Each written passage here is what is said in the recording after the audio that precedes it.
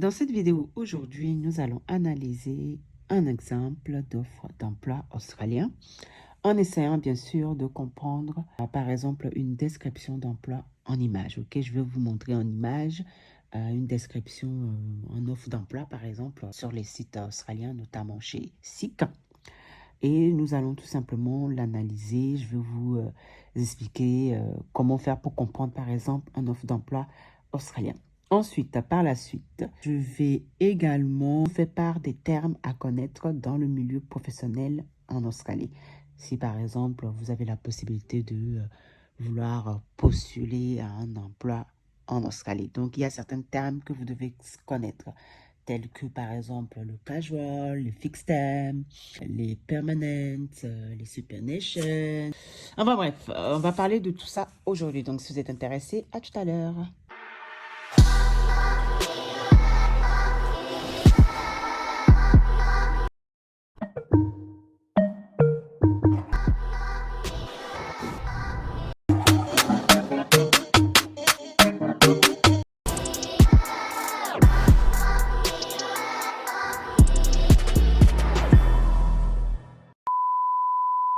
Alors, si votre plan est de trouver un emploi en Australie, vous devez savoir certaines appellations, n'est-ce pas? Il y a des appellations spécifiques à l'Australie concernant les emplois en Australie à connaître et à savoir pour ne pas être assez paumé.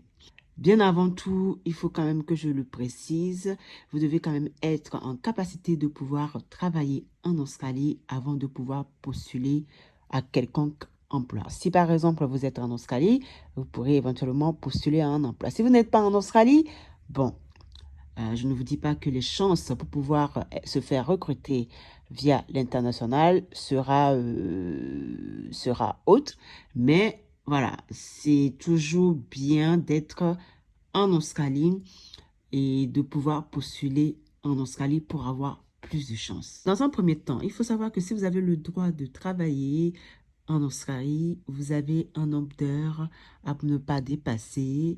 Vous avez des limitations aussi et vous êtes aussi dans la capacité, donc vous êtes capable de pouvoir travailler en plein temps ou en temps partiel. Si par exemple vous avez la possibilité de travailler avec les mêmes employeurs ou pas, ça aussi c'est une chose aussi à savoir parce qu'il y a certains visas qui ne vous donnent pas la possibilité de pouvoir travailler avec les mêmes, comment dire, avec les mêmes employeurs pendant un certain temps. Il faut savoir également, après 6 mois, si vous avez droit ou pas de travailler plus de 6 mois avec le même employeur. Tout ça, c'est bien évidemment, les infos sont évidemment sur votre visa. Donc, vous devez absolument vérifier, bien sûr, toutes les conditions concernant vos visas. Par exemple, vous pouvez aussi vous informer sur le site du gouvernement australien, mais c'est vrai que en général, toutes les informations sont sur vos visas. Il suffit vraiment de s'informer et puis avoir les informations qu'il faut concernant les visas, ok? Vous devez également savoir qu'il y a une différence entre, par exemple, le casual, le fixed term et le permanent. Ok, donc aujourd'hui, je vais vous expliquer un peu qu'est-ce que c'est le casual, qu'est-ce que c'est par exemple le fixed term, qu'est-ce que c'est par exemple un emploi permanent. Et également, je vais vous faire aussi une petite description comme je vous ai expliqué dans le début de la vidéo. Je vais vous expliquer un peu, on va analyser, on va dire, en offre d'emploi, par exemple sur SEEK. Dans un premier temps, qu'est-ce que c'est le casual? Il faut savoir que le casual signifie tout simplement en temps partiel. Voilà, temps partiel. Souvent, on appelle ça part-time. Voilà, part-time ou casual. Donc, avec le casual, en général, vos heures varient de semaine en semaine, surtout dans les domaines tertiaires, tels que par exemple la restauration, la vente, l'hospitalité. Les casual signifient non fixe. Et si vous avez un emploi en casual, vos horaires ne seront pas fixes. Ça veut dire que pendant une semaine, vous pourrez avoir énormément des heures et l'autre semaine, vous n'aurez que peut-être 2 heures de travail, par exemple. Tout dépend en fait des entreprises. Mais c'est vrai que le casual ne vous donne pas, on va dire, la possibilité de travailler sur une période très longue, ok? C'est vraiment en fonction des entreprises. Il faut savoir que par exemple aussi avec le casual, quand c'est la haute saison, vos heures de travail seront plus élevées que dans la normale. Par exemple, si votre domaine est un domaine de haute saison, vous pourrez amener à travailler un peu plus et à gagner un peu plus et travailler également les week-ends. Donc, voilà, ça dépend vraiment.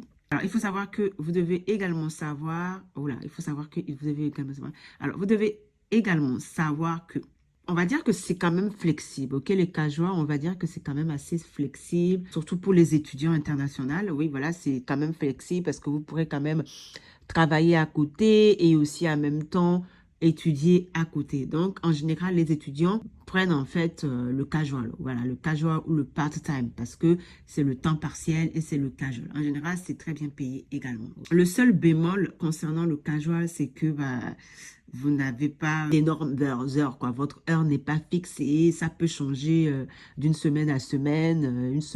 Pendant une semaine, vous pourrez avoir plus d'heures que une autre semaine, par exemple. Ok, c'est le seul bémol concernant le casual. Mais sinon, mis à part ça, c'est quand même bien payé. Il faut juste après trouver en fait une entreprise qui vous fait faire du casual, mais en même temps qui vous donne, on va dire, pas mal d'heures. Voilà, ça c'est le bon, on va dire, c'est le bon plan. Donc maintenant, parlons du fixe terme. On va dire que le fixe terme, si par exemple vous êtes employé en fixe terme, vous serez employé pour une période spécifique. Ok, cela dépend bien sûr. Cela peut être par exemple 3 mois, comme 6 mois, comme un an. Ok, parfois il y a une possibilité de prolonger même par exemple votre fixe terme.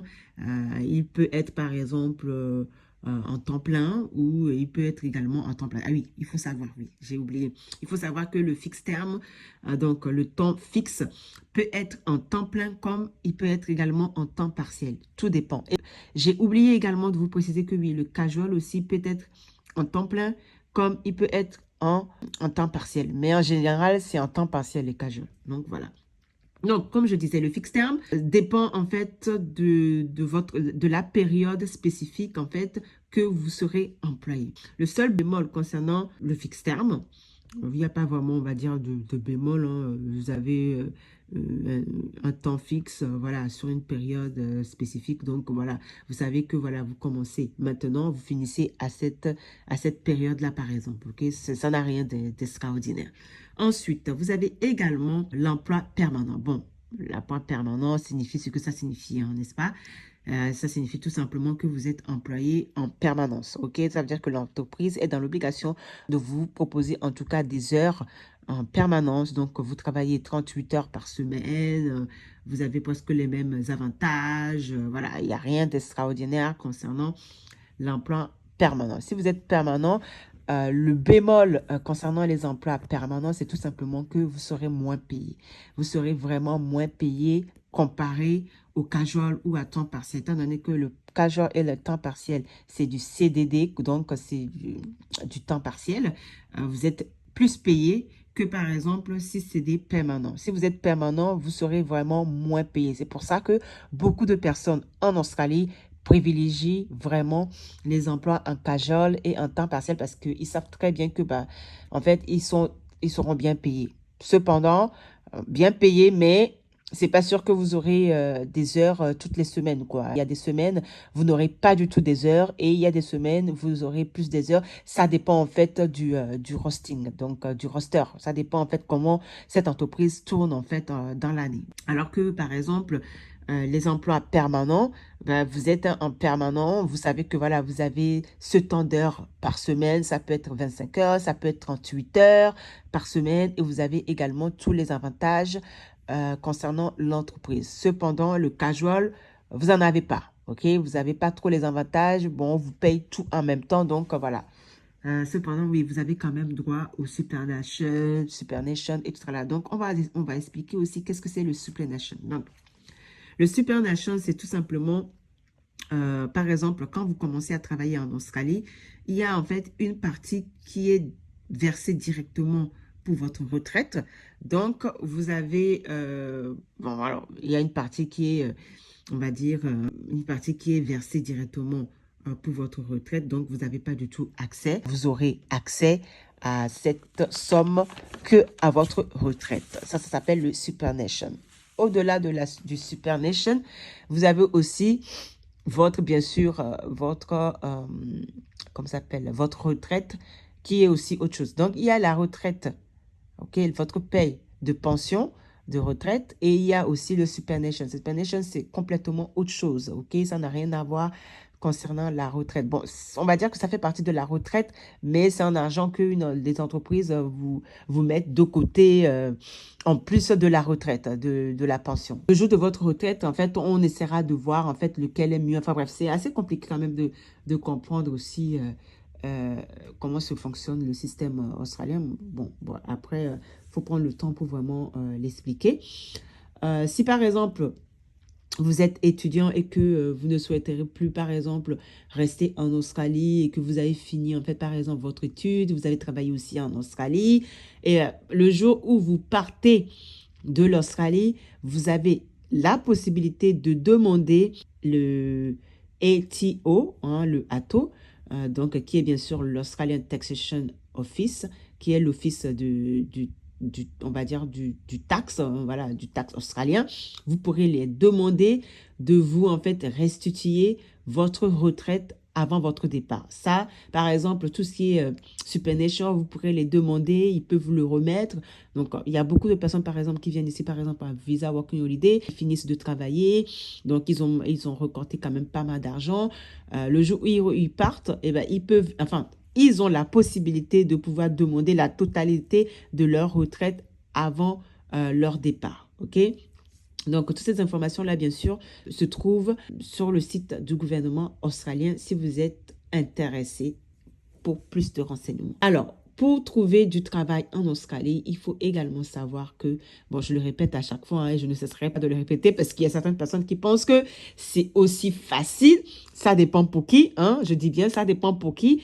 C'est pas aussi facile à tout le monde de trouver un emploi en Australie. Même les Australiens, c'est difficile pour eux de trouver un emploi ici en Australie. Donc, voilà, ça dépend pour qui. Il faut bien sûr faire des recherches en ligne sur les sites internet, dont bien sûr, je vous ai déjà à plusieurs reprises cité, hein, tels que Seek, Indeed, LinkedIn, Facebook, Gumtree. Bref, l'année dernière, j'ai fait énormément de vidéos à ce sujet-là. Je ne vais plus du tout revenir à ce sujet-là. Donc voilà, je fais juste des petits résumés. Voilà. Donc, mais faites attention quand même parce qu'il faut savoir que, par exemple, Facebook et Gumtree, il y a beaucoup d'arnaques. Oui, il y a énormément d'arnaques sur Facebook. Il y a beaucoup de personnes qui font croire qu'il y a des emplois et tout là, mais en fait, c'est de l'arnaque. Non. Bref, c'est de l'arnaque. Donc, il faut faire vraiment très, très, très, très attention. Vous avez également la possibilité, bien sûr, de passer par le bouche à l'oreille. Hein. Donc, si vous connaissez quelqu'un qui va pouvoir vous recommander, ou bien alors aller directement sur les sites ou se déplacer voir les entreprises directement. Ça, c'est la meilleure chose même, de se déplacer voir l'entreprise directement, parler avec l'entreprise directement par téléphone. Comme ça, ils comprennent, quoi. Ils savent qui vous êtes, quoi. Vous avez également la possibilité, une chose que beaucoup de personnes ne savent pas, et ça, j'en ai parlé la dernière fois dans ma précédente vidéo. Hein, si vous ne l'avez pas vue, je vous l'invite à aller la regarder. Je vous ai donné quand même pas mal d'informations à ce sujet-là également. Oui, le volontariat. Voilà, ça se fait énormément aussi en Australie. Si vous avez la possibilité d'acquérir, par exemple, des expériences quelconques, vous n'avez pas d'expérience et vous cherchez vraiment à se mettre, en fait, à s'insérer, par exemple, dans le professionnel ici en Australie, il faut aller sur les sites tels que Seek Volunteer, ça s'appelle, ouais, je vais vous le mettre en image ici. Vous pourrez aussi aller sur Go Volunteer. Ça aussi, c'est franchement, c'est des sites vraiment qui vous donnent quand même la possibilité d'être volontaire dans n'importe quel type d'emploi, de pouvoir acquérir en fait de l'expérience pour pouvoir vous donner la possibilité d'avoir un emploi dans le futur. Ok, il y a également le Volunteering Australian. Ça aussi, ce site-là aussi, vous pourrez éventuellement avoir quelques offres d'emploi en tant que volontariat, alors, en tant que volontaire. Donc voilà, il faut savoir que voilà, trouver un emploi en Australie, c'est vraiment un long parcours du combattant et vous ne pourrez pas vous lever comme ça pour dire que vous cherchez un emploi en fait. Ok, c'est vraiment, il faut s'y prendre très, très, très, très, très tôt. Il faut avoir les ressources pour, l'énergie pour, l'argent pour.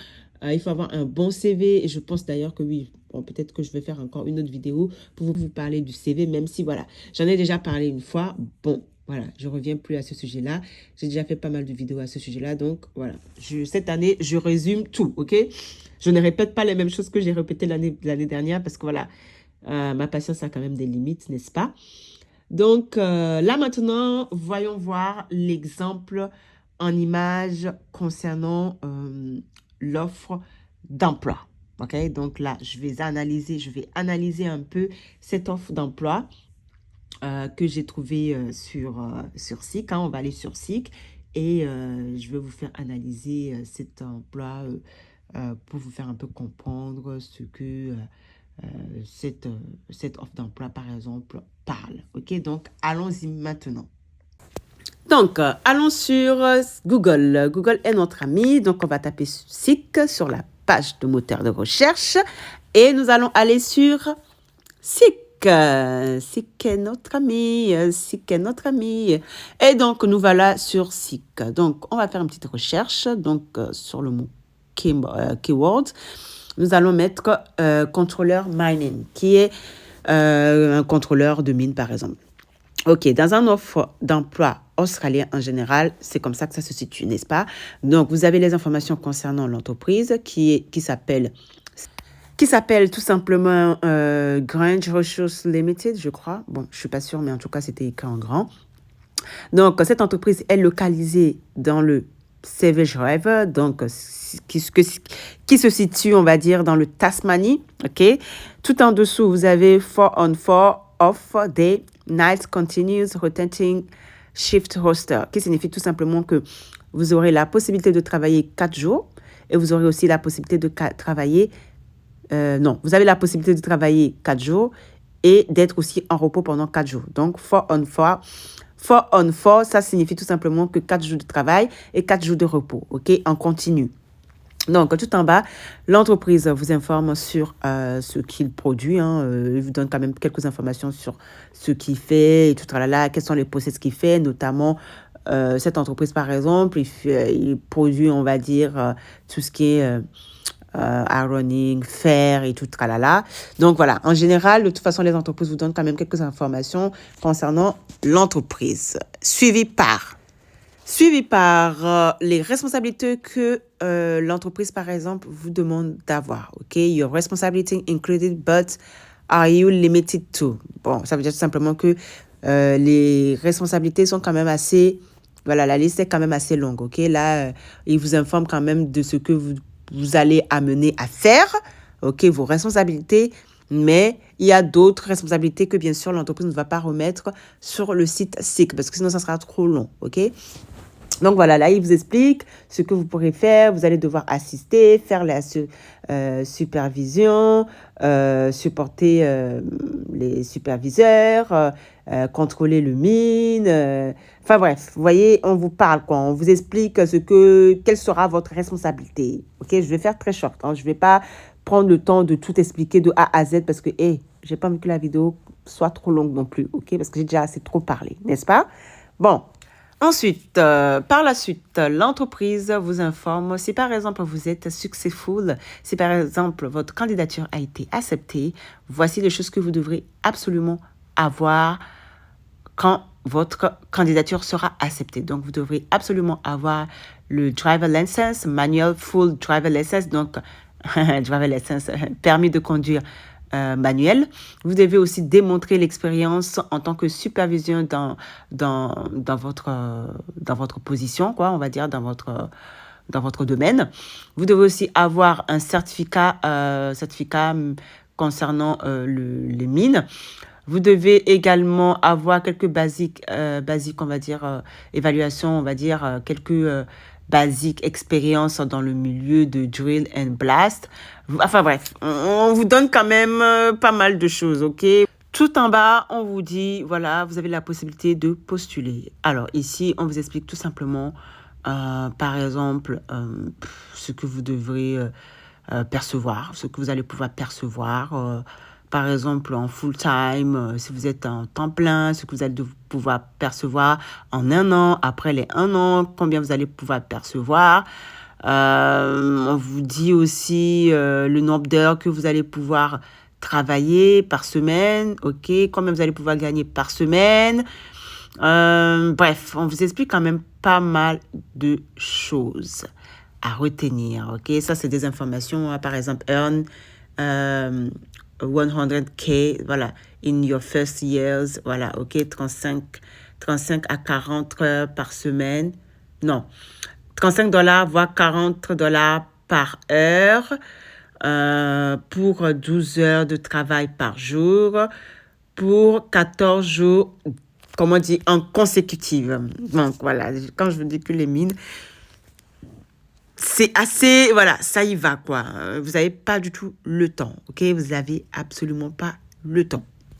Et bien évidemment, on vous demande également, avant que vous postulez, est-ce que vous avez le police check? Est-ce que vous avez vos permis? Tout ça, ils vont vous demander tout ça avant même que vous essayez de postuler, en fait. Ça ne sera pas une histoire de... Non, non, non, c'est avant.